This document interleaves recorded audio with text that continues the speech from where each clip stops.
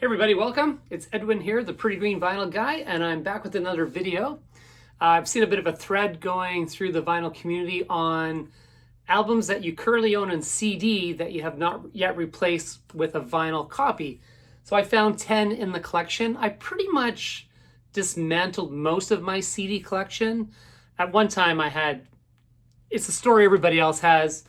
I had the vinyl, I got rid of the vinyl, got the CDs, and I got really into CDs. I had thousands of CDs and got rid of tons of them. And actually, some of them I regret getting rid of because, when you start to think about not all albums are available on vinyl, and particularly if you're, into music in the 1990s when vinyl was limited. It's hard to find some of those artists, or if you can find it, it's super expensive.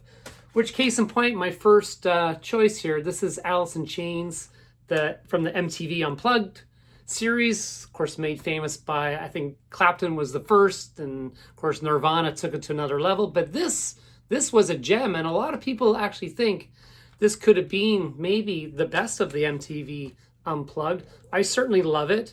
The Rooster is epic, and it's just an amazing album. I don't know if this is on vinyl yet. I'm not even sure. I know they have been putting Alice in Chains out on vinyl, so maybe it is, but that's one. These are in no particular order, by the way. I just have a pile here. This is an album, I'm a big Elvis Costello fan, and I know this is on vinyl. I know there's a MoFi pressing. This is the Elvis Costello with Burt Bacharach album that he did. Great photo. I know Elvis was a big admirer of Burt Bacharach, and it was amazing that they got this album done before Burt passed away sometime afterwards. Amazing album. And here's another argument, like this you could put on your CD player, just let it play in the background. I don't have to get up and flip the side, because that's what this album is. It's just perfect all the way through. So, there is some advantage to the old CDs. This is a band that not a lot of people maybe even familiar with. This is Babyshambles. They were a UK band led by Pete Doherty from the Libertines. And this is Shotter's Nation. Am I saying that right? Yeah.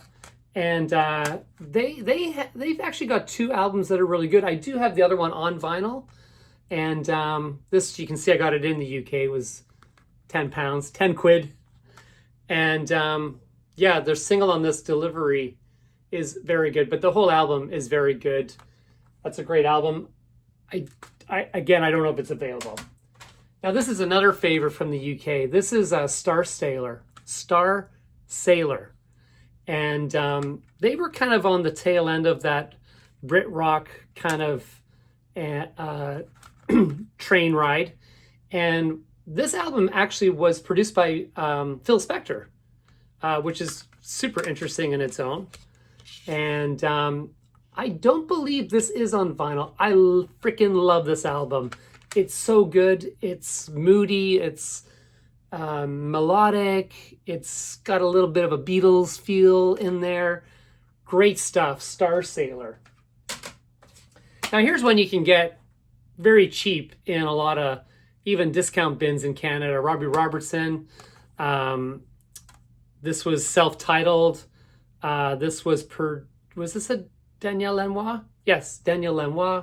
Anything Daniel Lanois did in this time period, from U2 to, I can't even think now, to Daniel Lanois himself, because that Arcadia album is a 10 out of 10.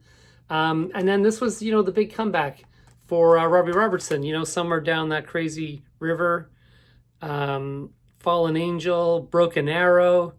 What an amazing album. We miss Robbie Robertson. That one was pretty generic on the Geffen label. And that was another good one. I don't know why I haven't bought this on vinyl, but, there you go. Pearl Jam.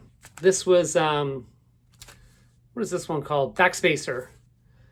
Famous for Just Breathe, right? Is on this one? Yeah, Just Breathe. I love the song Just Breathe. This is a great little CD package. It's got a lot going on. It's got Nice booklet in the inside. And, you know, when CDs were done well, it's got an inner sleeve with the CD. Whoa. See, if that was vinyl, it'd be ruined. And, you know, nice label there, backspacer. Not one of my favorite Pearl Jam albums overall, which is probably the reason why I haven't bought it on vinyl, but Just Breathe is definitely a top 10 Pearl Jam song. Pearl Jam, who I saw this year. The Soup Dragons. Remember these guys? They were famous for about 10 minutes. Had the big song I'm Free, which is in a lot of British movies. There's always a little bit of that song dropped in there, British TV shows. Yeah, I mean, Love God was the other single from this. You know, good album. I mean, do I need it on vinyl? I don't know, but, you know, I do play this the occasional time. The Soup Dragons. The Chieftains, you know, not a band much talked about on the vinyl community. Interestingly, they're probably one of the biggest selling artists of all time in the world, but a lot of people wouldn't probably recognize them as much. But this was an album they did in the 1990s where they collaborated with some of the leading musicians of the day. So there's duets on here with Sting, Mick Jagger, Sinead O'Connor, Van Morrison, Mark Knopfler, Ry Cooder, Tom Jones, and even the Rolling Stones themselves. So this was a big album in its day. And The Long Black Veil, very good album. I don't know if this is available on vinyl. I've never seen it to my knowledge, but I would pick this up. Very moody, a little bit of a different tone for the Chieftains, not that kind of typical Irish trad music. Yeah, this is a good one. I've seen the Chieftains a couple of times in Vancouver with my dad, and they always have good, like one time Sarah McLachlan was with them, and another time Colin James, who's a Canadian blues guitarist. Always do a great show. Of course, they're down to their last couple of surviving members now as time marches on. And the last two and these probably are my number one choices, but The Best of Blur and Stop the Clock's The Best of Oasis. I would love to have both of these on vinyl. There's an ad on Facebook Marketplace right now where you can pick up The Best of Blur for $600. $600. And Stop the Clocks is probably, you know, in the £300-400, you know, which again is going to put it in the $600-700 range. So I love both these albums for just the simplicity of all the hits. And, but I don't, at this rate, they're not coming home on vinyl, are they? So there you go, guys. There's my top 10 CDs that I still have only on CD format and not on vinyl. Thanks for watching, everybody.